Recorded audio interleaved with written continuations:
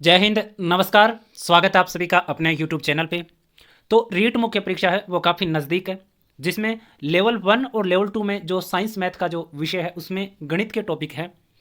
और अन्य कोई भी प्रतियोगी परीक्षा की तैयारी करे हो तो उसमें भी अगर गणित पूछा जाता है तो ऐसा क्वेश्चन आना बिल्कुल स्वाभाविक है कि ये क्वेश्चन आपको निश्चित तौर पर मिलेगा। तो इसमें हमें क्या किया जाता है कि एक फॉर्मूला याद करवाया जाता है कि 2 साल का चक्रवर्ती ब्याज साधारण ब्याज में अंतर दिया तो ये फॉर्मूला लगेगा, 3 साल का चक्रवर्ती ब्याज और साधारण ब्याज का अंतर आएगा तो ये फॉर्मूला लगेगा, 3 साल से ज़्यादा आपके से पूछा नहीं जाएगा, ऐसा हमें कहा जाता है। लेकिन इस जो प्रश्न आपको करना है, इस प्रश्न को करना है इस प्रकार से करना है कि आपको फॉर्मूले की जरूरत नहीं पड़ेगी। तो वीडियो को अंत तक जरूर देखना, अच्छे लगे तो लाइक भी जरूर करना, क्योंकि फॉर्मूला जब एग्जाम में बैठते हैं तो निश्चित रूप से ये क्वेश्चन गलत होता है सभी का जो फॉर्मूला लेके जाता है। तो हमें ये भूल नहीं करनी है। 2 मिनट लगेंगे आपको क्वेश्चन में समझाने में, मुझे थोड़ा सा वक्त लगेगा लेकिन आपको सवाल करने में मात्र 2 मिनट लगेंगे और बिल्कुल इजी। चक्रवर्ती ब्याज आपको याद ही नहीं करना है, केवल साधारण ब्याज या मान सकते हो परसेंटेज अगर आपको आता है तो वो आराम से क्वेश्चन कर जाओगे। तो देखो इसमें क्या दे रखा है कि एक निश्चित मूलधन पर 10% की दर से प्रतिवर्ष की दर से 3 वर्ष के लिए चक्रवर्ती ब्याज और साधारण ब्याज का जो अंतर है वो 992 रुपए है। तो मूलधन ज्ञात करो। सबसे पहले इस क्वेश्चन में और सारी चीजें भूल जाओ, सारी चीजें भूल जाओ, सिर्फ ये याद रखो कि दर कितनी देर की है, 10%। तो ऐसे क्वेश्चन में क्या करना है, दर हमें देर की है 10%। इसको क्या कर लो, परसेंट हटा दो, कितना आ जाएगा 1/10/100 परसेंट हटाने के लिए, और बराबर क्या आ जाएगा 1/10। अब क्या करना है आपको, एक तरफ लिख लेना है एसआई और दूसरी तरफ क्या लिख लेना है सीआई, मतलब साधारण ब्याज और चक्रवर्ती ब्याज। तो ये लो मैंने लिख दिया एसआई और दूसरी तरफ क्या लिखना है सीआई। ठीक है। अब देखो 3 साल हमें दे रखे हैं तो पहली साल, फिर ये दूसरी साल हो जाएगी और ये हो जाएगी तीसरी साल। ठीक है। अब देखो आपको पता है कि साधारण ब्याज और चक्रवर्ती वर्दी जो ब्याज है वो 1 साल का क्या होता है, हमेशा बराबर होता है।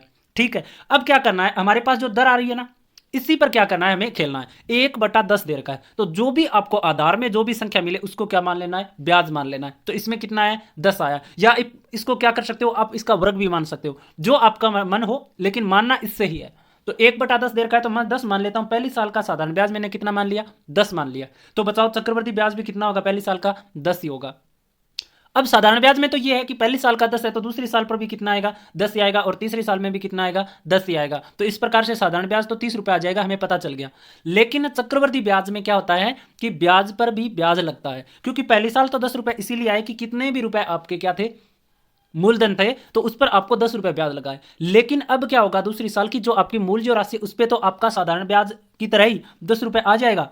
लेकिन दूसरी साल में जो ये 10 रुपए जो ऐड हुए, जो हमें ब्याज के रूप में हमारी इकट्ठे होगी, इस पर भी क्या लगेगा, अब ब्याज लगेगा। किस प्रकार से लगेगा, तो देखो 10 रुपए पे ब्याज कितना हमारे पास 1/10 ही तो है, तो ये लो 1/10 कितना आ जाएगा 1 आ जाएगा। तो दूसरी साल हमारे पास चक्रवर्ती ब्याज कितना हो गया 11 हो गया। तो 2 साल का साधारण ब्याज 20 और 2 साल का चक्रवर्ती ब्याज 21, 1 साल 1 रुपए का अंतर आ गया ना। इसी प्रकार से इसको आगे करना है। तो देखो तीसरी साल 10 रुपए ब्याज का तो लगेगा ही लगेगा, जो पहली साल में आया था वो। उसके बाद में क्या होगा कि 1 रुपए जो ये जो दूसरी साल का जो ब्याज मिला है ना मैं 1 रुपए, तो ये हो गया, ये लो कर दिया।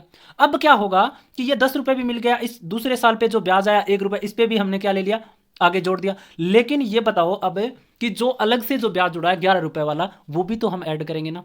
तो देखो इसमें क्या बन जाएगा, इसमें क्या बन जाएगा, अब आपको क्या करना है, तीसरी साल का हमें चाहिए ब्याज, क्या चाहिए ब्याज। तो ये लो प्लस में कितने हो गए 10 और 1 11, इंटू में 10 1/10, ये लो। ठीक है, यहाँ जीरो नहीं है, मैं हटा देता हूं इसको। ठीक है, ये लो अब बन गया। पहली साल का कितना आएगा 10 रुपए ब्याज, दूसरी साल का भी 10, तीसरी साल का भी 10। लेकिन चक्रवर्ती ब्याज में क्या होगा कि पहली साल का तो बराबर आएगा, लेकिन दूसरी साल जो पहली साल जो ब्याज आया वो तो आएगा, साथ में जो ब्याज आया उस पर भी ब्याज लगेगा। किस दर से, हमारे पास 1/10 ही तो है, तो कितने रुपए बन गए 1 रुपए। मतलब दूसरी साल हमारे पास 1 रुपए ज्यादा आ गया। क्यों आया, क्योंकि इस 10 रुपए पर भी ब्याज हमें मिल गया।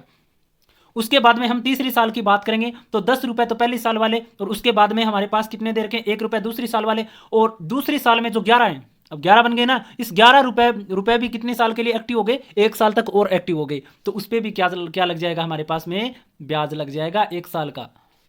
तो बताओ काटोगे तो 30 तो साधारण ब्याज बना, ये कितना बनाया 10, तो ये 11, ये 21, और इधर 10 तो ये, और 1 ये, और उधर 11 इंटू 1/10 कितना जाएगा 1.1, कितना हो जाएगा 33.1 बन जाएगा। तो चक्रवर्ती ब्याज हमारे पास कितना आ गया 33.1 आ गया। कितना आ गया 33.1।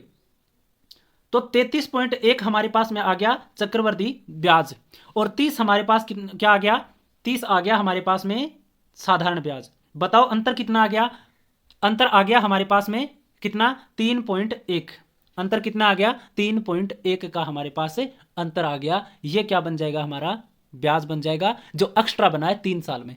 किसके बराबर रखना है, 992 के बराबर रखना है, क्योंकि ये 3 साल के ब्याजों का अंतर है और हमें क्वेश्चन में दे रखा है 992। तो हमें चाहिए मूलधन, और मूलधन क्या होता है, 100% होता है। तो ये तो हो जाएगा 3.1 का मान, मूलधन होता है 100%। तो आप सोल्व करोगे इसको तो उत्तर कितना आएगा, इस पॉइंट से हटाओगे तो इधर एक जीरो और आ जाएगी, और अब इसको सोल्व करोगे तो 31 से कितनी बार कट जाएगा, 32 बार कट जाएगा ये, और उत्तर आ जाएगा हमारा 32,000 रुपए।